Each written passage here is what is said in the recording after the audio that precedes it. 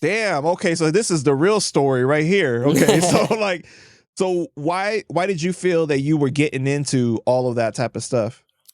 Well, when I came back from Florida, I was like 13, 14 years old, and my dad got in trouble in like 2002, and he went away 2003, and then I was away 2003 to 4 in Florida. So when I came back 2004, I was 14 years old, and in that time, like him and my mom split up immediately when he got arrested. So there was a couple of years he went through court cases, and maybe a year before he went away, like 3 years into court cases, he met a woman that they got married right before he went to jail, and she was a teacher. It like helped him with his health insurance. It helped her get a house and all this stuff. And when I came back from Florida, I lived with her. But at that time, he had been away for a year. Their relationship was a little rocky, and even though I could stay in her house, I wasn't really part of her family, and it Right. just kind of made me have to support myself. And I was going to school in Oceanside at the time, and I had made friends with a couple of guys that were like from Island Park and the kids that like went to West Hempstead. And I just ended up hanging out with them and catching little licks, and I started smoking. I was like making money with them, and it just kind of was like, all right, well, I gotta do what I gotta do to survive. And then, on top of it, I'm listening to music that's talking about stick up. So I'm not thinking about like any repercussions. I'm a kid that like really doesn't know what's happening. And if there was an opportunity to get some bread, I was just out here trying to get to it. Um, it wasn't all bad. I sold mixtapes, I sold t-shirts, like I sold fake sneakers and shit. Like I wasn't just doing stick ups, but like there was a couple of times where I would just like go out and like, grab somebody's laptop when they getting off the train, or, grab something like give me the shit in your pocket. And I don't know, man. I'm not proud of it, but it definitely was a crazy time in retrospect. So you was packing heat at the time, or you just like more like I threatening, like had to like beat him up? Nah, I had like a little piece. I ended up getting in mad trouble. I brought it to school. I got arrested. And that's what led to me going to the group home. But, I was like, it wasn't like loaded or nothing. I was just like really to scare people and to like be more like intimidating, like run your pockets type shit. And yeah, I mean, I was scared straight, man. I went to group home for 3 years, and I was just like, I'm never getting in trouble again. This shit sucks. Yeah, before we get into that, right? Because that's on my list to ask you about too. Why was it living with your mom like an option at that time? So honestly, my mom didn't really want me. Like she felt that I just kind of picked my dad's side, and then I went to my aunt in Florida, who's like my dad's sister, and they had like a little beef. And then So there's when kind of some resentment there that you a you lot decided of to. resentment, Gotcha. and Okay. my mom still has resentment. I try to talk to her about it. Like we're cool now, but we didn't talk for years, and there was a lot of resentment on her end just towards me and my dad.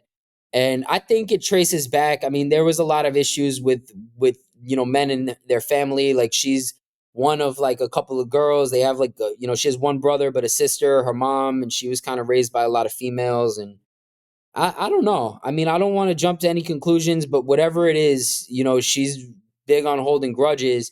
And then when I had come back from Florida, so when I was a kid, I was like, I played tennis a little bit. Like she was really big into like playing tennis. And when I came back from Florida, she was like dating my tennis coach. And it was just like bad. Like me and him had a lot of beef, and he didn't want me anywhere near the crib. And when I got in trouble, she was just like, well, I'm not taking him. Like that's his father should take him, but he's in jail, so that's your problem. And I actually like I had gotten in trouble, but they were like, he's not a bad kid. I was doing good in school. I just was like doing bad shit outside of school. And we saw a magistrate, this woman, I think her name was Magistrate Phillips in Nassau County. And she was like, yo, you could take him. Like he could go live with you. And she was just like, I don't want him. Like, and for 3 months, when this happened, I would go to court and they'd send me back to the group home. So it's like I went there in March 2004, and March 2006. No, March 2005 I went there. And it was like March I went, April I went back to court. The judge is like, "Did you figure out a place to live?" And my mom's like, "I still don't want him." My aunt was trying to get like custody of me somehow, like in Florida. My mom wouldn't let me go to Florida. She's like, well, he's not going to Florida. I wanted to live with my grandma, but my grandma had Alzheimer's and the judge wouldn't like approve it. And then like, so for April to May, I went back to the group home.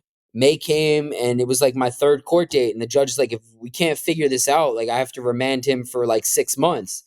So we never figured out like a place for me to go that was like a safe, secure place with like where the judge would allow me to go. And they remanded me for 6 months. And then I was out there 6 months, went back to court, same situation.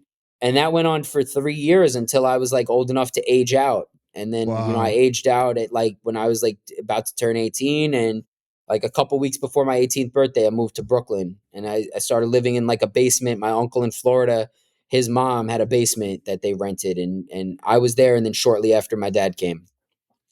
So what did that make you feel like during that time then, that the fact that your mom wasn't willing to take you in? Well, so before the group home, I was like very resentful about it, because I was like, I hated being in the group home and shit, like for that 3 months. Once they mandated me there, it was just like, I don't know exactly when the wake up call was, because I remember when the cops brought me in there, like I was handcuffed. They brought me in and they clear out the house, like when they do a new intake.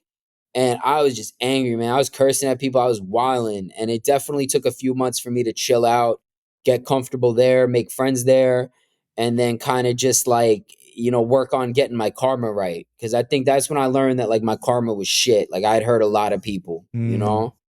and I didn't want to do that anymore. So, I mean, I just learned through that experience. Like, I don't even litter, bro. Like, I won't even throw a piece of paper on the floor because I feel like I'm going to end up with a scratch on my car a week later, Like, I really believe in that karma shit from the group home experience. You believe in the energy, like what you put out is like what you're gonna get back.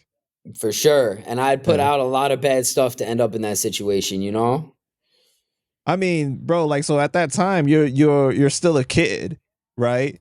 And your dad's in Yeah. his situation and your mom is not willing to do the motherly thing, right? And obviously take care of her child. So like that's just like a clear example. Oh, I mean, that's proof, in my opinion, that white people don't always have it good. Okay. Eh. Yes, they do. What do you mean?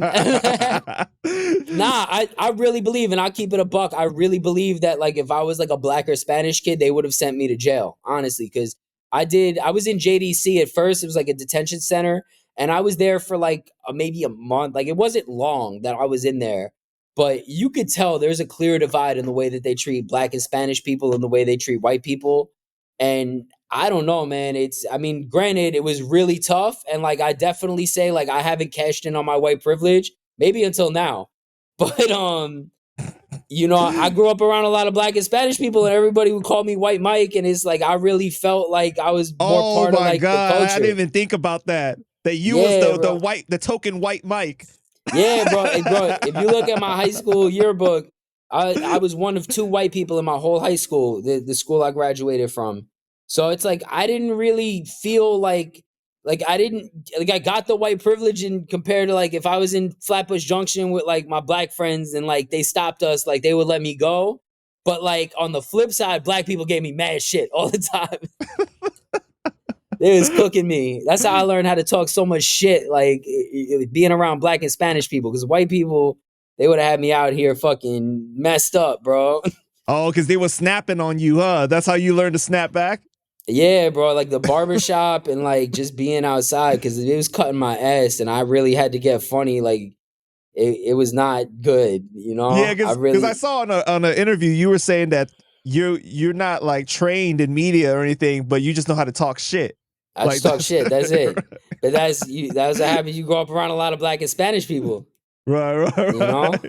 and you're the only white guy.